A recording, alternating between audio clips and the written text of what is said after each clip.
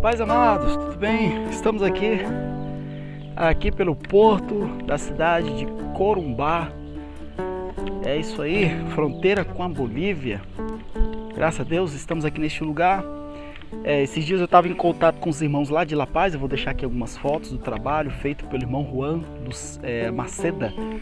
Nós temos dois Juans aqui, né? Temos o irmão Juan Lucindo, lá da cidade de Cobija, no norte da Bolívia, e nós temos também o irmão Juan Maceda, na cidade de La Paz. Eles estão fazendo um bom trabalho, tá? Vocês estão vendo aqui essas fotos aí. Eu estou sempre em contato com eles. Trabalho com a irmã Karina, né? A esposa do irmão Juan. Interessante que eu comento isso sempre com vocês, né? A irmã Karina, eu conheço ela há muitos anos. Conheço assim, a gente trabalha até juntos, sabe? Manda material. Karina, leva o material pro Zé Vaquém, tá? Ela leva. Faz blá blá blá blá. Karina, não tem como a gente mandar material. Entrega o material pra irmã, eu mando material pra lá e ela faz. Nunca vi essa irmã pessoalmente. Isso aí eu falo assim, eu mesmo me admiro com isso. Impressionante, né? Mas assim, são pessoas que Deus tem ligado a esse projeto, assim, sabe, com amor. Isso é bastante interessante. Olha, João capítulo 6, no capítulo 6 diz o seguinte: Jesus ele falando, eu desci do céu não para fazer a minha vontade, mas para fazer a vontade daquele que me enviou. Dá uma olhada nessa altura aqui, irmão. Dá uma olhada aqui. Água, tá vendo a marca da água? Seco, né? Olha só. Então eu tava lendo esse texto. O texto diz assim, ó. Eu desci, Jesus falando, eu desci do céu. Olha só, vamos pensar aqui na missão do Senhor, né? Ele desceu do céu, se encarnou, tá? A encarnação desse nosso Deus no ventre de Maria, nasceu como uma criança qualquer, veio a esse mundo, essa missão de Cristo, tá? Veio a esse mundo com que finalidade? Para poder fazer a vontade daquele que o enviou. E quem foi que enviou Jesus? O próprio Deus Pai, tá? Deus Pai enviou, porque Deus amou o mundo de tal maneira que deu seu Filho unigênito para que todo aquele que nele crê não pereça, mas tenha a vida eterna. Sabe, eu pensando nesse texto, é o seguinte: aquele que quer fazer a vontade de Deus, aquele que quer fazer a vontade do Pai, ele deve aprender, o servo de Deus, ele deve aprender a fazer a vontade de Deus.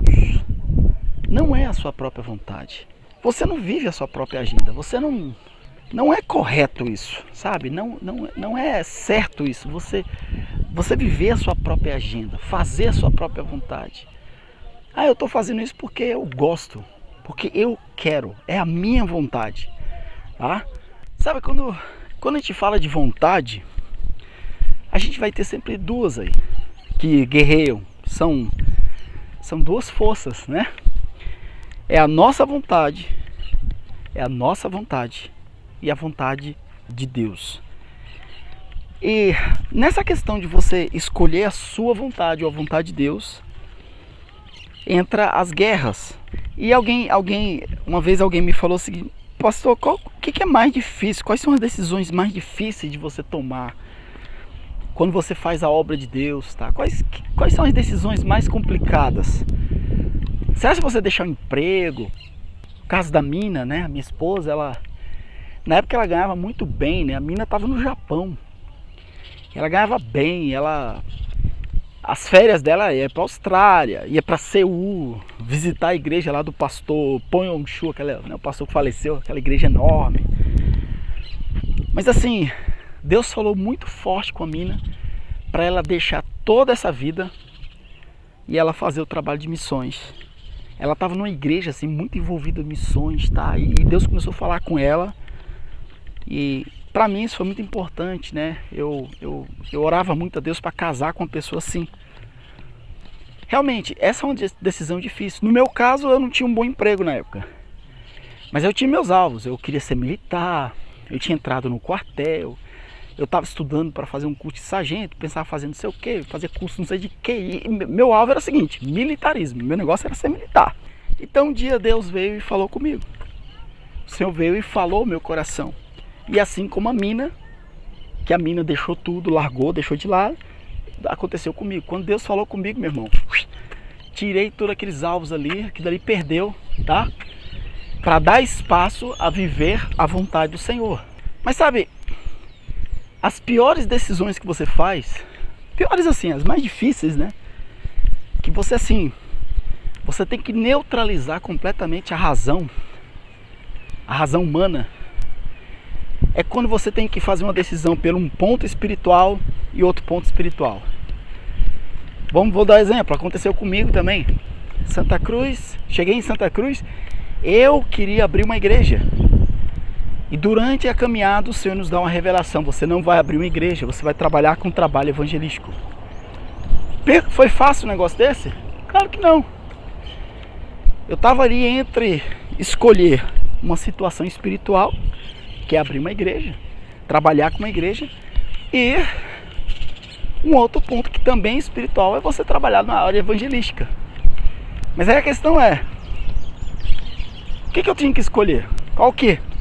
Então nesses casos, amado, você tem que ter o conhecimento de Deus, a vivência. É orar, buscar Deus, orar, clamar ao Senhor, buscar a presença de Deus.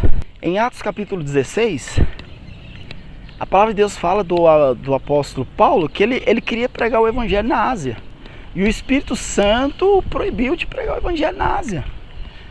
Para que coisa mais espiritual do que pregar o evangelho na... Para que negócio mais espiritual? Pregar o evangelho, se ele pregasse o evangelho, vidas seriam salvas.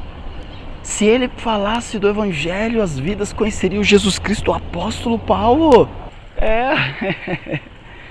Mas o Espírito Santo diz assim: olha, Paulo, caladinho aí, viu? Caladinho aí, fica caladinho aí. Passa reto. Não abre a tua boca aqui não, vai embora, tá?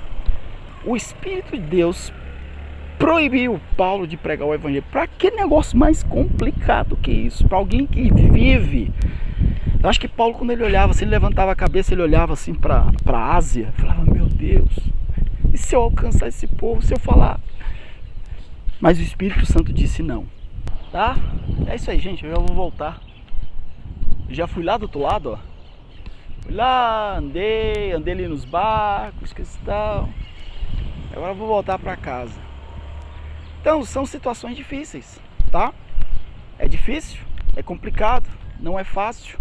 O vento não deixa eu gravar. Quem quiser, vamos ver se um dia eu tenho aqui um equipamento certo para poder gravar com vento, né? Até hoje eu não comprei, tem uns microfones próprios para isso, microfone direcional. Mas, amado, é isso aí, tá? Vou finalizar meu vídeo falando sobre isso aí. Jesus, ele diz no capítulo 4 de João: minha comida é fazer a vontade daquele que me enviou. O meu alimento, ele se alimentava disso, era o foco dele, era o alvo dele. Ele tinha um olho fito, assim, sabe aquele leão assim, quando tá olhando pra presa assim, ó, que nem pisca, nem se move assim, tá? Olhando assim, ó, espreitando assim. Fazer a vontade de Deus. Não é porque você evangeliza, que você está em missões, não é porque você está no campo transcultural, não é porque Deus falou com você lá no passado que você vai ter agora no presente sempre a vitória. Tudo vai depender do nível de entrega à vontade de Deus no presente. Você pode ter tido bons resultados no passado, tá? Mas se você começa, como a gente fala, pisar na bola agora, você vai ter um futuro de derrota, tá bom? Então, faça a vontade do Senhor. Vou dar um exemplo. Pedro, quando Pedro ele começou a andar sobre as águas, ele não andou sobre as águas porque ele era bonito.